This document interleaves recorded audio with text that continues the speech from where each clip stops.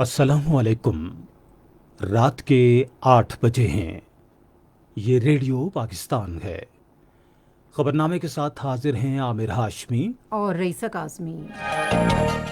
پہلے اہم خبروں کا خلاصہ۔ وزیر اعظم نے شہریوں کی شکایات کے مؤثر اور فوری ازالے کے لیے پاکستان سٹیزن پورٹل کا ماہانہ اجلاس منعقد کرنے کی ہدایت کی ہے۔ وزیر اعظم کو آج اسلام آباد میں اعلیٰ سطح کے ایک اجلاس میں بتایا گیا کہ جنوبی پنجاب سیکریٹریٹ آئندہ ماہ سے باقاعدہ طور پر کام شروع کر دے گا۔ عمران خان کراچی کے دیرینہ مسائل کے حل کے لیے شہر کو بہتر بنانے کے منصوبے پر عمل درآمد کے لیے کل کراچی کا دورہ کریں گے۔ پاک فوج شدید سیلاب کے باعث امدادی کوششوں میں سول انتظامیہ کی مدد کے لیے خوشاب پہنچ گئی ہے۔ پاکستان میں چین کے سفارت خانے نے خیبر پختونخوا کے اضلاع سوات، چترال، کوہستان اور بنیر میں سیلاب سے متاثرہ افراد کے لیے امدادی سامان و خوراک کے پیکٹس بھیجے ہیں۔ وزیر تعلیم نے کہا ہے کہ ملک میں تعلیمی اداروں کو مرحلہ وار کھولنے کے بارے میں حتمی فیصلہ پیر کو کیا جائے گا۔ قومی سلامتی کے معاون خصوصی نے کہا ہے کہ علاقائی امن اور روابط اقتصادی سفارتکاری کے لیے ناگزیر ہیں۔ غیر قانونی طور پر بھارت کے زیر قبضہ جموں و کشمیر میں بھارتی فوج نے آج ضلع بارہمولہ میں ریاستی دہشت گردی کی نئی کارروائی میں مزید 3 نوجوانوں کو شہید کر دیا۔ اقوام متحدہ نے افغانستان میں قیام امن کے لیے پاکستان کے کردار کو سراہا ہے۔ برسلز میں مشرقی بحیرہ روم کے تنازع پر ترکی اور یونان کے درمیان بات چیت شروع ہو گئی ہے۔ اور اب خبروں کی تفصیل۔ وزیر اعظم عمران خان نے شہریوں کی شکایات کے مؤثر اور فوری ازالے کے لیے پاکستان سٹیزن پورٹل کا ماہانہ اجلاس منعقد کرنے کی ہدایت کی ہے۔ وزیر اعظم آفس نے ایک بیان میں کہا کہ وزیر اعظم کی ہدایات کی روشنی میں تمام شکایات پر دوبارہ غور کیا جانا چاہیے۔ وزیر اعظم آفس نے افسران سے کہا کہ وہ پورٹل پر شہریوں کی موصول ہونے والی رائے کے حوالے سے ذمہ داری کا مظاہرہ کریں۔ دفتر نے کہا کہ پاکستان سٹیزن پورٹل کے ذریعے تقریباً 5 لاکھ افراد کی شکایات نمٹائی گئی ہیں۔ اس حوالے سے تمام وفاقی اداروں، صوبائی چیف سیکرٹریوں اور پولیس کے انسپکٹر جنرلز کو سرکولر جاری کر دیا گیا ہے۔ وزیر اعظم عمران خان نے کہا ہے کہ جنوبی پنجاب کے لیے ایک علیحدہ سالانہ ترقیاتی پروگرام سے خطے میں ترقی کے نئے دور کا آغاز ہوگا۔ انہوں نے آج اسلام آباد میں جنوبی پنجاب سیکریٹریٹ کے قیام اور اس کی کارکردگی کے بارے میں ایک اجلاس کی صدارت کرتے ہوئے ہدایت کی کہ اختیارات کی منتقلی کا عمل بتدریج آگے بڑھایا جانا چاہیے تاکہ انتظامی امور کو بہتر انداز میں چلایا جا سکے۔ وزیر اعظم نے کہا کہ جنوبی پنجاب کو شناخت دینے کے لیے حکومت کے عملی اقدامات پاکستان تحریک انصاف کی حکومت کی جنوبی پنجاب کے لوگوں سے وابستگی اور ان کے مسائل کے حل کا ادراک رکھنے کی عکاسی کرتے ہیں۔ انہوں نے کہا کہ سابقہ حکومتوں نے جنوبی پنجاب کے لوگوں کے مسائل کو نظر انداز کیا۔ عمران خان نے کہا کہ لوگوں کا معیار زندگی بہتر بنانا پاکستان تحریک انصاف کی حکومت کی اولین ترجیح ہے۔ انہوں نے جنوبی پنجاب کی انتظامیہ کو ہدایت کی کہ لوگوں کی زندگی میں حکومت کی پالیسی کے مثبت اثرات نظر آنے چاہیے۔ وزیر خارجہ شاہ محمود قریشی نے اس موقع پر کہا کہ پاکستان تحریک انصاف کی حکومت نے جنوبی پنجاب سیکریٹریٹ کے قیام کے ساتھ جنوبی پنجاب کے لوگوں سے کیا ہوا وعدہ پورا کر دیا ہے۔ انہوں نے آئندہ سال کے بجٹ میں جنوبی پنجاب کے لیے ایک علیحدہ سالانہ ترقیاتی پروگرام اور پنجاب پبلک سروس کمیشن کے تحت اسامیوں اور بھرتیوں کے الگ کوٹے کی تجویز دی۔ وزیر اعلیٰ پنجاب عثمان بزدار نے جنوبی پنجاب سیکریٹریٹ کے حوالے سے اب تک ہونے والی پیش رفت پر وزیر اعظم کو بریفنگ دیتے ہوئے کہا کہ جنوبی پنجاب کے لیے الگ سیکریٹریٹ قائم کیا گیا ہے۔ انہوں نے کہا کہ اب تک جنوبی پنجاب میں 16 سیکریٹریز تعینات کیے گئے ہیں۔ وزیر اعظم کو بتایا گیا کہ جنوبی پنجاب سیکریٹریٹ آئندہ ماہ کی 15 تاریخ سے اپنے کام کا باقاعدہ آغاز کرے گا۔ وزیر اعظم عمران خان شہر کے دیرینہ مسائل کے حل کے لیے کراچی کو بہتر بنانے کے منصوبے پر عمل درآمد کے لیے کل کراچی کا دورہ کریں گے۔ یہ بات پاکستان تحریک انصاف کے رہنما اور سینیٹر فیصل جاوید خان نے آج ٹویٹر پر ایک پیغام میں کہی۔ سینیٹر نے کہا کہ کراچی کو بہتر بنانے کے منصوبے کا مقصد صوبائی دارالحکومت کے نکاسیات کی خراب صورتحال، تجاوزات، فضلے کو ٹھکانے لگانے، پانی کی فراہمی اور ٹرانسپورٹ کے ناقص نظام جیسے دیرینہ مسائل حل کرنا ہے۔ وزیر اعظم اس دورے کے حوالے سے مزید تفصیلات کراچی سے ہمارے نمائندے محمد وقاص کی اس رپورٹ میں۔ وزیر اعظم عمران خان کل ایک روزہ دورے پر کراچی پہنچ رہے ہیں۔ وزیر اعظم گورنر ہاؤس میں کراچی سمیت سندھ بھر میں ہونے والی حالیہ طوفانی بارش کے باعث تباہی کی صورتحال کے جائزہ اجلاس کی صدارت کریں گے اور گورنر ہاؤس میں پریس کانفرنس میں کراچی ٹرانسفارمیشن پلان کا اعلان بھی کریں گے۔ وزیر اعظم عمران خان کا دورہ کراچی کے دوران پاکستان اسٹاک ایکسچینج کا دورہ، صنعت کاروں، تاجروں اور اتحادی جماعتوں کے نمائندوں سے ملاقات بھی متوقع ہے۔ وزیر اعظم عمران خان کے معاون خصوصی شہباز گل نے بھی اپنے ایک بیان میں وزیر اعظم کے کل بروز ہفتہ دورہ کراچی کی تصدیق کی تھی۔ وزیر اعظم عمران خان نے معاون خصوصی برائے اطلاعات و ارشاد عاصم سلیم باجوہ کا استعفیٰ قبول نہ کرتے ہوئے انہیں اپنا کام جاری رکھنے کی ہدایت کی ہے۔ ایک بیان میں وزیر اعظم نے کہا کہ وہ عاصم سلیم باجوہ کی طرف سے پیش کیے گئے ثبوتوں اور وضاحت سے مطمئن ہیں۔ سیلابی صورتحال کے پیش نظر امدادی کارروائیوں میں سول انتظامیہ کی مدد کے لیے فوج کے جوان خوشاب پہنچے ہیں۔ شدید بارشوں کے باعث ضلع خوشاب کے 10 سے زیادہ گاؤں متاثر ہوئے ہیں۔ منگلا کور کے جوان نقصانات کا تخمینہ لگا رہے ہیں اور جب بھی ڈھوکری، بھولا، خالق آباد، وہیر اور ہڈالی کے علاقوں میں سیلاب متاثرین کی مدد کے لیے امدادی کارروائیوں میں مصروف ہیں۔ دریائے سندھ میں کالا باغ کے مقام پر درمیانی درجے کا سیلاب جبکہ تونسا کے مقام پر نچلے درجے کا سیلاب ہے۔ پنجاب کے قدرتی آفات سے نمٹنے کے ادارے کے ترجمان کے مطابق دریائے سندھ میں گڈو کے مقام پر منگل اور بدھ کو اونچے درجے کے سیلاب کا امکان ہے۔ مزید تفصیل ریڈیو پاکستان لاہور کے نمائندے عمران حسن سے۔ پنجاب ڈیزاسٹر مینجمنٹ اتھارٹی کے ترجمان کے مطابق دریائے چناب میں تریموں کے مقام پر پانی کا بہاؤ معمول کے مطابق ہے۔ ان کا کہنا تھا کہ آئندہ ایک ہفتے میں بھی موسم تر رہے گا، تاہم بارشوں کی شدت میں کمی واقع ہوگی۔ انہوں نے کہا کہ دریائے سندھ میں گدو کے مقام پر 8 سے 9 ستمبر کے دوران اونچے درجے کا سیلاب دیکھا جا سکتا ہے۔ ترجمان کا کہنا تھا کہ 9 سے 10 ستمبر کے دوران سکھر کے مقام پر بھی سیلاب کا امکان ہے۔ انہوں نے کہا کہ پنجاب ڈیزاسٹر مینجمنٹ اتھارٹی کی جانب سے متعلقہ اداروں کو دریاؤں میں مختلف مقامات پر پانی کے بہاؤ سے باخبر رکھا جا رہا ہے۔ ترجمان کا کہنا تھا کہ شہروں میں سیلاب کی صورتحال قابو میں ہے اور مسلسل بارش میں نکاسیہ آب کی کارروائیاں بھی جاری ہیں۔ ان کا مزید کہنا تھا کہ عوام پنجاب ڈیزاسٹر مینجمنٹ اتھارٹی کے اہلکاروں سے تعاون کریں اور خستہ حال عمارتوں اور بجلی کے کھمبوں سے دور رہیں۔ دریائے چناب میں تقریباً 2,35,000 کیوسک کا سیلاب ہی ریلا ملتان اور مظفر آباد اضلاع کے ساحلی علاقوں سے گزرنے کے بعد پنجاب ہیڈ ورکس کی طرف بڑھ رہا ہے۔ مزید تفصیلات ہمارے ملتان کے نمائندے غلام عباس سے۔ دریائے چناب میں آنے والا 2,35,000 کیوسک پانی کا ریلا کبیروالا، ملتان، مظفر گڑھ اور شیریں آباد کی تحصیلوں سے ہوتا ہوا تحصیل علی پور اور ہیڈ پانجنات کی جانب بڑھ رہا ہے۔ ملتان میں سیلاب سے متعلق فوکل پرسن محمد طیب نے بتایا کہ آج ملتان میں پانی کی سطح گرنا شروع ہو گئی ہے اور ہیڈ تریموں پر پانی کی سطح میں واضح کمی کے بعد ملتان اور تحصیل مظفر گڑھ کے علاقوں میں پانی کی سطح میں کل تک واضح کمی آ جائے گی۔ انہوں نے کہا کہ دریا کے کچے کے علاقے میں کھڑی فصلوں کو نقصان پہنچا ہے، جن کے سروے کا کام شروع کر دیا گیا ہے۔ انہوں نے کہا کہ تمام محکمہ متحرک ہیں اور سیلاب متاثرین کو تمام ضروری معاونت دی جا رہی ہے، جن میں انہیں محفوظ مقامات پر منتقل کرنا، جانوروں کی ویکسینیشن اور جانوروں کے لیے ونڈا کی مفت فراہمی شامل ہے۔ پاکستان میں چین کے سفارت خانے نے خیبر پختونخوا کے ضلع سوات میں سیلاب سے متاثرہ 800 خاندانوں کے لیے خوراک کے پیکٹ اور امدادی سامان بھیجا ہے۔ مزید تفصیل ریڈیو پاکستان پشاور کے نمائندے جوہر علی سے۔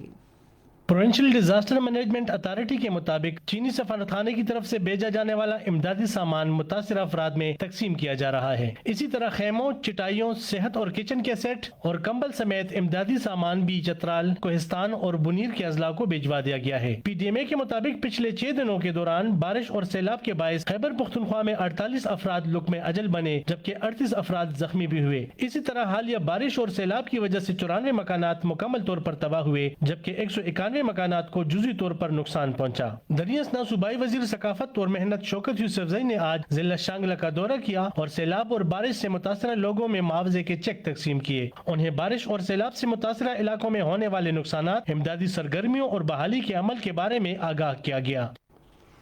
یہ خبریں آپ ریڈیو پاکستان سے سن رہی ہیں۔ وزیر تعلیم شفقت محمود نے کہا ہے کہ تعلیمی ادارے کھولنے کے حوالے سے حتمی فیصلہ پیر کو کیا جائے گا۔ آج اسلام آباد میں صحافیوں کو بریفنگ دیتے ہوئے انہوں نے کہا کہ تعلیمی سرگرمیاں بتدریج شروع کرنے کے بارے میں تجاویز پر غور کیا جا رہا ہے۔ انہوں نے کہا کہ ایک تجویز یہ ہے کہ اس مہینے کی 15 تاریخ سے 9ویں اور اس سے اوپر کی کلاسیں دوبارہ شروع کی جائیں۔ صورتحال کے تناظر میں ایک ہفتے بعد 6ٹھی، 7ویں اور 8ویں کی کلاسیں شروع کی جا سکتی ہیں۔ اور اگر صورتحال بہتر رہتی ہے تو 30 ستمبر سے پرائمری کی سطح کے اسکول کھولنے کی تجویز ہے۔ شفقت محمود نے کہا کہ تعلیمی اداروں کو احتیاطی تدابیر پر سختی سے عمل درآمد یقینی بنانا ہوگا۔ انہوں نے کہا اسکولوں میں کلاس کے اندر بچوں کی تعداد کم رکھی جائے گی اور سماجی فاصلہ یقینی بنایا جائے گا۔ طالب علم کو ماسک کا استعمال بھی کرانا چاہیے اور وقفے وقفے سے ہاتھ دھونے کے ساتھ سینیٹائزر استعمال کرانا چاہیے۔ صحت کے معاون خصوصی فیصل سلطان نے کورونا سے صورتحال بہتر ہوتے پر اطمینان ظاہر کرتے ہوئے کہا کہ کورونا کی وبا کا پھیلاؤ اور اموات کی شرح کم ہو گئی ہے۔ National command and operation centre نے صوبوں سے کہا ہے کہ وہ اسکولوں اور دیگر تعلیمی ادارے دوبارہ کھولنے کے بعد وہاں صحت سے متعلق ضابطۂ کار اور معیاری حفاظتی تدابیر یقینی بنائیں۔ منصوبہ بندی اور ترقی کے وزیر اسد عمر نے اسلام آباد میں ایک ورچوئل اجلاس کی صدارت کرتے ہوئے کہا کہ صوبائی حکومتوں کو چاہیے کہ وہ کورونا کے مریضوں کی تلاش اور قرنطینہ کرنے کے استعداد کار میں اضافہ کریں۔ اس موقع پر یقین دلایا گیا کہ کورونا کے ٹیسٹ کرنے کی استعداد کار میں اضافے کے لیے صوبوں کو تمام ممکنہ معاونت فراہم کی جائے گی۔ ملک میں کورونا وائرس سے 2,82,268 مریض صحت یاب ہوئے ہیں۔ تازہ ترین اعداد و شمار کے مطابق ملک میں اس وقت کورونا وائرس کے 8,909 مریض ہیں۔ گزشتہ 24 گھنٹے کے دوران کورونا کے 23,218 ٹیسٹ کیے گئے، جن میں 498 افراد میں اس وائرس کی تشخیص ہوئی۔ گزشتہ 24 گھنٹے کے دوران وائرس سے مزید 7 افراد جاں بحق بھی ہوئے ہیں۔ وزیر اعظم کے پیٹرولیم کے بارے میں معاون خصوصی ندیم بابر نے آج اسلام آباد میں اسپیکر قومی اسمبلی اسد قیصر سے ملاقات کی۔ اس موقع پر گفتگو کرتے ہوئے اسپیکر نے کہا کہ پارلیمان عوامی نمائندوں کا ایوان ہے تاکہ ملک اور قوم کے وسیع تر مفاد میں اور قومی مسائل کے حل کے لیے پالیسی مرتب کر سکیں۔ انہوں نے کہا کہ کورونا وائرس کی وبا کے باوجود عوامی فلاح و بہبود کے لیے قانون سازی کے لیے اجلاس جاری ہے۔ اس موقع پر ندیم بابر نے کہا کہ عوام کو ریلیف کی فراہمی موجودہ حکومت کی اولین ترجیح ہے اور اس وجہ سے پیٹرولیم مصنوعات کی قیمتوں میں اضافہ نہیں کیا گیا ہے۔ قومی سلامتی ڈویژن کے بارے میں وزیر اعظم کے معاون خصوصی ڈاکٹر معید یوسف نے کہا ہے کہ اقتصادی سفارتکاری کے لیے علاقائی امن اور روابط ناگزیر ہیں۔ انہوں نے آج اسلام آباد میں افغانستان کے بارے میں امریکی کانگریس کے ماہرین کے گروپ کے خصوصی بریفنگ کے دوران ان خیالات کا اظہار کیا۔ ڈاکٹر معید یوسف نے امریکی ماہرین کے گروپ کو علاقائی سلامتی اور افغانستان میں امن و استحکام کے لیے پاکستان کی کوششوں سے آگاہ کیا۔ انہوں نے علاقائی سلامتی کے حوالے سے پاکستان کا نقطہ نظر پیش کیا اور بھارت کے منفی کردار کو اجاگر کیا۔ قومی تحفظ خوراک کے وزیر فخر امام نے کہا ہے کہ ٹڈی دل سے مؤثر طور پر نمٹنے کے لیے ایک طریقہ کار وضع کیا جا رہا ہے۔ انہوں نے آج اسلام آباد میں صحافیوں کو بریفنگ دیتے ہوئے کہا کہ ملک کے مسلح افواج نے ٹڈی دل کے حملوں پر قابو پانے میں اہم کردار ادا کیا ہے۔ فخر امام نے کہا کہ چین، جاپان اور برطانیہ نے بھی ہمیں مدد فراہم کی ہے۔ وفاقی وزیر نے اس امر پر اطمینان ظاہر کیا کہ ٹڈی دل سے اتنا نقصان نہیں ہوا جتنی توقع کی جا رہی تھی۔ انہوں نے کہا کہ تھر پارکر اور لسبیلا میں انسداد ٹڈی دل آپریشن جاری ہے۔ فخر امام نے کہا کہ ہم ٹڈی دل کے حملوں سے متاثرہ کاشتکاروں کو سہولت فراہم کرنے کے لیے بھی کوشاں ہیں۔ بیرون ملک مقیم پاکستانیوں کے امور کے معاون خصوصی سید ذوالفقار عباس بخاری نے آج اسلام آباد میں بیرون ملک مقیم پاکستانیوں کے لیے پاسپورٹ دفتر کا افتتاح کیا۔ بعد میں صحافیوں سے بات چیت کرتے ہوئے انہوں نے بیرون ملک مقیم پاکستانیوں کی سہولت کے لیے مزید اقدامات کرنے کے حکومتی عزم کا بھی اظہار کیا۔ مشین ریڈیبل پاسپورٹ کی سہولت سے بیرون ملک مقیم پاکستانیوں کو اپنے پاسپورٹ، اوورسیز پاکستانیز فاؤنڈیشن کے رکنیت کارڈ اور فارن ایکسچینج ریمیٹنس کارڈ کے لیے درخواست دینے یا ان کی تجدید کرانے میں مدد ملے گی۔ پنجاب کے وزیر اعلیٰ سردار عثمان بزدار نے صوبہ بھر میں استعداد ڈینگی مہم شروع کرنے کی ہدایت کی ہے۔ انہوں نے آج لاہور میں ایک اجلاس کی صدارت کرتے ہوئے پولیو کا ایک کیس سامنے آنے پر گہری تشویش کا اظہار بھی کیا۔ انہوں نے کہا کہ ڈینگی کی افزائش کی روک تھام کے منصوبے پر مکمل عمل درآمد ہونا چاہیے اور واضح کیا کہ وہ اس سلسلے میں کیے جانے والے اقدامات کی خود نگرانی کریں گے۔ خیبر پختونخوا کی حکومت نے ضلع مانسارے میں دریا کنہار پر 300 میگا واٹ بالاکوٹ پن بجلی منصوبے کی تعمیر کے لیے ترکی کی کنسلٹنٹ کمپنی کے ساتھ ایک معاہدے پر دستخط کیے ہیں۔ ترکی کی کمپنی ملک کی مقامی کنسلٹنٹ کمپنیوں کے ساتھ مل کر منصوبے کو مکمل کرے گی۔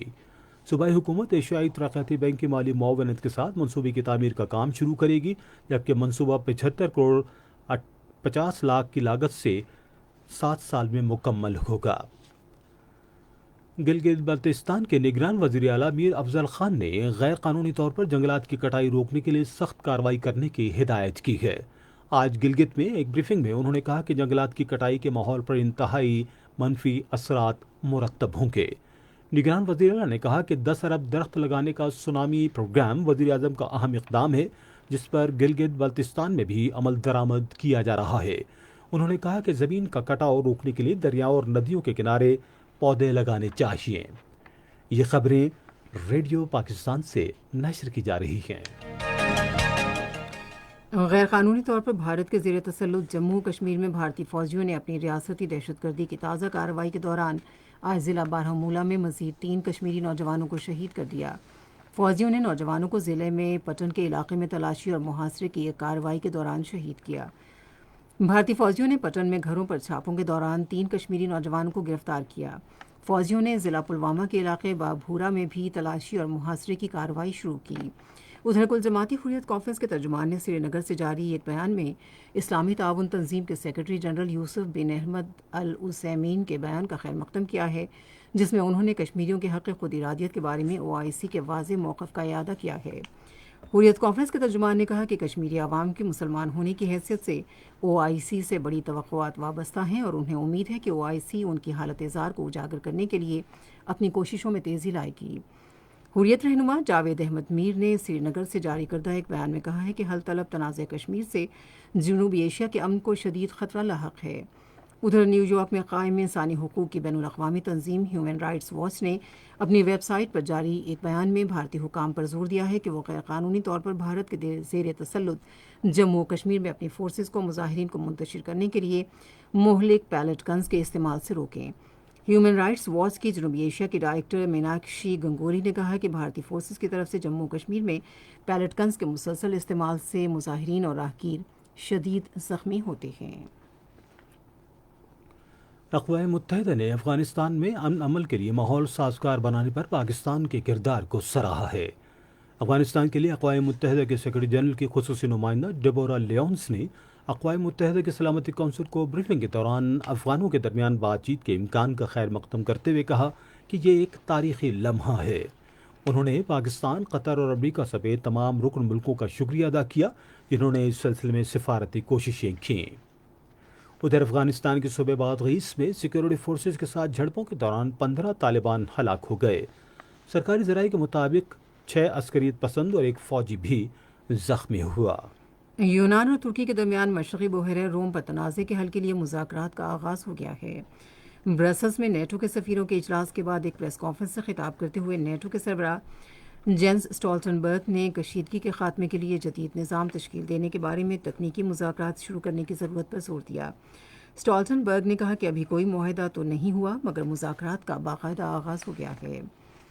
اقوام متحدہ کے سیکرٹری جنرل اینٹونیو گوتریس نے G20 ممالک پر زور دیا ہے کہ وہ کورونا وائرس کی وبا سے نمٹنے کے لیے مربوط اقدامات کریں۔ کورونا وائرس کے بحران پر G20 وزرائے خارجہ کے ہنگامی اجلاس سے خطاب کرتے ہوئے گوتریس نے کہا کہ ان خدشات میں اضافہ ہو رہا ہے کہ موجودہ نقل و حرکت پر پابندیاں فوری بحران میں اضافہ کر سکتی ہیں۔ اقوام متحدہ کے سیکرٹری جنرل نے کہا کہ وائرس کے پھیلاؤ کی روک تھام کے لیے حفاظتی اقدامات میں منظم ہم آہنگی اور بڑھتی ہوئی نقل و حرکت کو مؤثر حکمت عملی اختیار کرتے ہوئے اجازت دی جانی چاہیے۔ عالمی ادارہ صحت نے کہا ہے کہ اسے اگلے سال کے وسط تک کورونا وائرس کے خلاف ویکسین کی بڑے پیمانے پر تیاری کی توقع نہیں ہے۔ جنیوا میں ایک پریس بریفنگ کے دوران صحافیوں سے باتیں کرتے ہوئے WHO کی ترجمان مارگریٹ ہیرس نے ویکسین کی تاثیر اور حفاظت پر سخت جانچ پڑتال کی اہمیت پر زور دیتے ہوئے کہا کہ ہمیں یہ دیکھنے کی ضرورت ہے کہ ویکسین کس حد تک مؤثر ہو سکتی ہے۔ آپ سن رہے ہیں ریڈیو خبرنامہ اور اب پیش ہے کھیلوں کی خبریں۔ وزیر اعظم عمران خان کے زیر صدارت ملک میں کھیلوں کے فروغ کے حوالے سے اقدامات کا جائزہ لینے کے لیے آج اسلام آباد میں ایک اجلاس منعقد ہوا۔ وزیر برائے بین الصوبائی رابطہ ڈاکٹر فہمیدہ مرزا نے وزیر اعظم کو بریفنگ دیتے ہوئے کہا کہ پاکستان اسپورٹس بورڈ کی ایگزیکٹو کمیٹی کی تشکیل نو کر دی گئی ہے اور نیا تنظیمی ڈھانچہ مرتب کیا جا رہا ہے۔ انہوں نے بتایا کہ اسلام آباد اور صوبائی دارالحکومتوں میں کوچنگ سینٹرز میں کھیلوں کے انفراسٹرکچر اور دیگر سہولیات کی بحالی کے لیے بھی اقدامات کیے جا رہے ہیں۔ وزیر اعظم نے اس موقع پر کہا کہ قومی اور روایتی کھیلوں میں نمایاں کارکردگی دکھانے اور ملک کا نام روشن کرنے والے کھلاڑیوں کی حوصلہ افزائی ہونی چاہیے اور انہیں کھیلوں کے فروغ کے لیے پلیٹ فارم میسر ہونا چاہیے۔ پاکستان کرکٹ بورڈ موجودہ ڈومیسٹک سیزن 2020-21 کے دوران 208 میچ منعقد کرے گا۔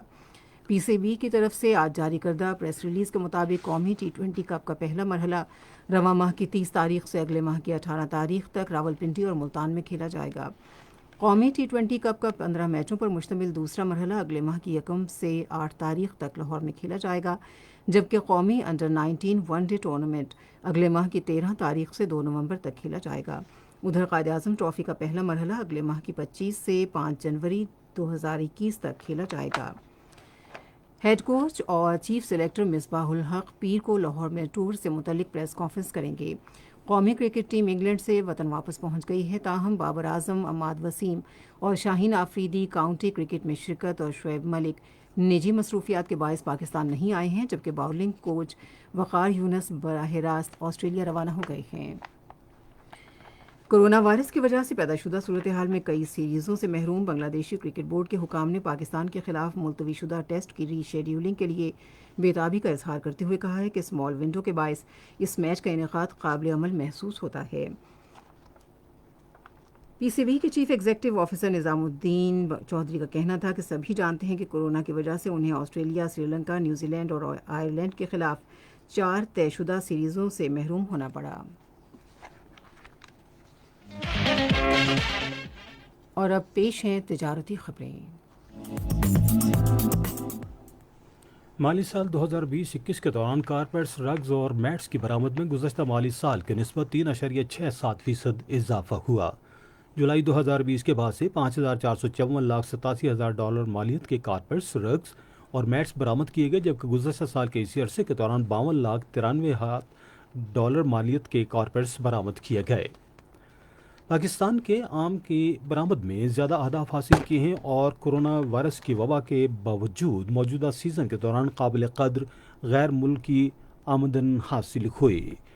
ایک بیان میں all Pakistan fruit and vegetable exporters association کے سربراہ وحید احمد نے کہا کہ آم کا موجودہ سیزن نہایت مشکل تھا، تاہم فضائی آپریشن کے معطلی کے بعد مربوط حکمت عملی اپنا کر آم کی برآمد کو سمندری اور زمینی راستوں پر منتقل کر کے چیلنجز کو مواقع میں تبدیل کیا گیا۔ افغانستان، متحدہ عرب امارات، ایران اور عمان پاکستانی آم کے سب سے بڑے درآمد کنندگان رہے۔ گزشتہ ہفتے زر مبادلے کے مجموعی ذخائر میں 12 کروڑ 4 لاکھ جبکہ سرکاری ذخائر میں 7 کروڑ 19 لاکھ ڈالر کا اضافہ ہوا۔ اسٹیٹ بینک آف پاکستان کے اعداد و شمار کے مطابق 28 اگست کو ختم ہونے والے ہفتے کے دوران زر مبادلے کے مجموعی ذخائر کی مالیت 19 ارب 72 کروڑ 24 لاکھ ڈالر سے بڑھ کر 19 ارب 84 کروڑ 28 لاکھ ڈالر پر جا پہنچے۔ اس دوران سرکاری زر مبادلہ ذخائر 12 ارب 71 کروڑ 27 لاکھ ڈالر جبکہ کمرشل بینکوں کے پاس 7 ارب 13 کروڑ 1 لاکھ ڈالر ریکارڈ کیے گئے۔ پاکستان اسٹاک ایکسچینج میں آج مندی کا رجحان دیکھا گیا کہ ایسی 100 انڈیکس 165 پوائنٹس کی کمی کے بعد مارکیٹ کے اختتام پر 42,023 پوائنٹس پر بند ہوا۔ نیشنل بینک کے اعلان کے مطابق روپے اور دیگر غیر ملکی کرنسیوں کے درمیان شرح تبادلہ جاری رہی۔ امریکی ڈالر قیمت خرید $164.24 اور قیمت فروخت $168.06، پاؤنڈ اسٹرلنگ $218.09 اور $223.20، یورو $194.57 اور $199.11 اور سعودی ریال قیمت خرید $43.74 اور قیمت فروخت $44.86۔ آج کراچی میں 10 گرام سونے کی قیمت $99,836 رہی۔ آپ سن رہے ہیں ریڈیو خبرنامہ۔ اب ہم چلیں گے فن کی دنیا میں۔ عظیم مزاح نگار مشتاق احمد یوسفی کا آج 97واں یوم پیدائش ہے۔ وہ مزاح نگاری میں جداگانہ تحریروں کی وجہ سے ہر دور میں مقبول رہے۔ اردو ادب میں عہد یوسفی ہمیشہ تابندہ رہے گا۔ مشتاق احمد یوسفی نے 4 ستمبر 1923 کو بھارتی شہر فاروق آباد جے پور میں آنکھ کھولی۔ آگرہ یونیورسٹی سے BA اور علی گڑھ مسلم یونیورسٹی سے MA فلاسفی اور LLB کی تعلیم حاصل کی۔ پاکستان بنا تو ہجرت کر کے پورے خاندان کے ساتھ کراچی آ گئے۔ مشتاق احمد یوسفی کے مزاح میں زیادہ تر گفتگو، تبصرے، بحث اور مکالمے ہیں۔ وہ عرق ریزی کے ذریعے قارئین اور سامعین کو زمانے کی تلخیوں سے روشناس کراتے۔ ہلالی امتیاز حاصل کرنے والے مشتاق احمد یوسفی کو 2002 میں اکادمی ادبیات پاکستان نے پاکستان کا سب سے بڑا ادبی اعزاز کمال فن ایوارڈ بھی عطا کیا۔ ملکی اور بین الاقوامی ایوارڈز بھی یوسفی صاحب کے حصے میں آئے۔ صوفی گلوکارہ صنم ماروی کو حکومت پاکستان کی جانب سے قومی اعزاز تمغہ امتیاز سے نوازا جائے گا۔ گلوکارہ صنم ماروی کو services general administration and coordination department کی جانب سے خط موصول ہو گیا ہے۔ صنم ماروی کو اس ماہ کی 7 تاریخ کو گورنر ہاؤس کراچی میں اعزاز وصول کرنے کے لیے تقریب میں مدعو کیا گیا ہے۔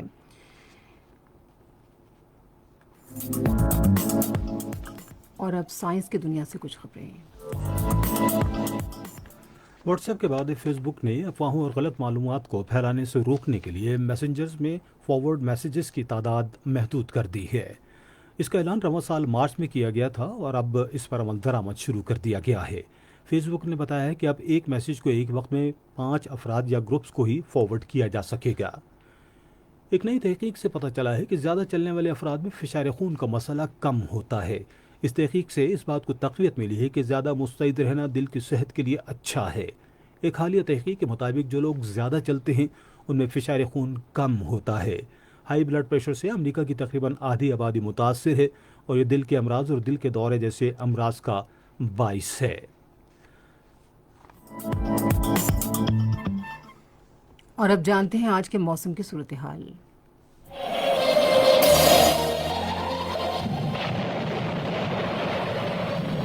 گزشتہ 24 گھنٹوں کے دوران بالائی وسطی پنجاب، اسلام آباد، سندھ، بالائی خیبر پختونخوا، کشمیر اور گلگت بلتستان میں گرج چمک کے ساتھ بارش ہوئی۔ سب سے زیادہ بارش اسلام آباد میں ایئرپورٹ پہ 137 ملی میٹر ریکارڈ کی گئی۔ اس کے علاوہ لاہور میں ایئرپورٹ پر 128 ملی میٹر ریکارڈ کی گئی۔ آئندہ 24 گھنٹوں کے دوران اسلام آباد، شمال مشرقی پنجاب، بالائی خیبر پختونخوا، گلگت بلتستان اور کشمیر میں مزید بارش، جبکہ جنوبی پنجاب اور زیریں سندھ میں بھی چند مقامات پر بارش کا امکان ہے، جبکہ بلوچستان میں موسم گرم اور خشک رہے گا۔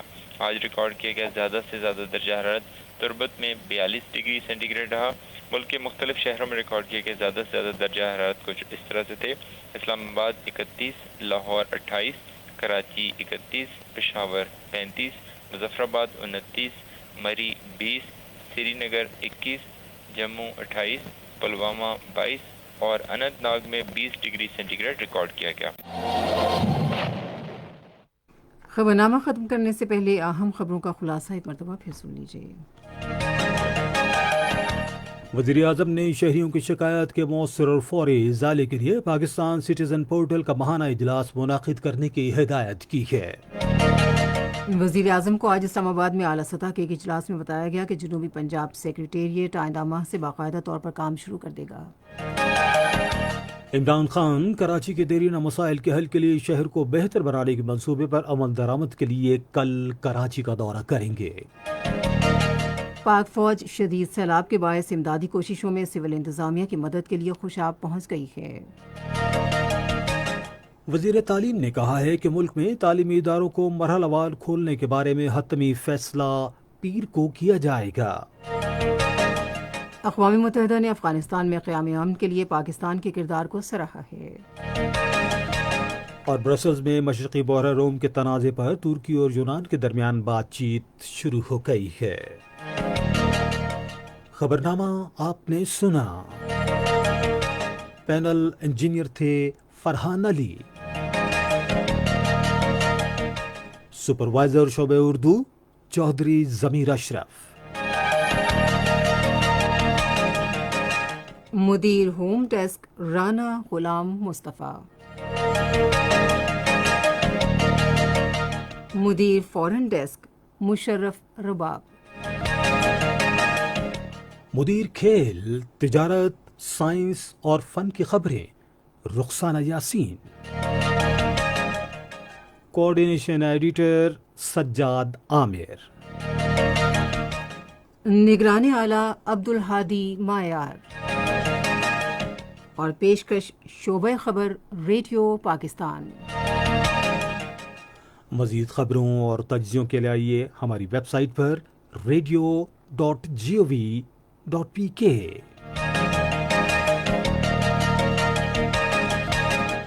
اور آپ ریڈیو پاکستان کے آفیشیل فیس بک پیج ریڈیو پاکستان نیوز پر خبرنامے کی براہ راست ویڈیو اسٹریمنگ بھی ملاحظہ کر سکتے ہیں۔ اور اب عامر ہاشمی، رئیسہ کاظمی اور ہماری ٹیم کو اجازت دیجیے۔ اللہ حافظ۔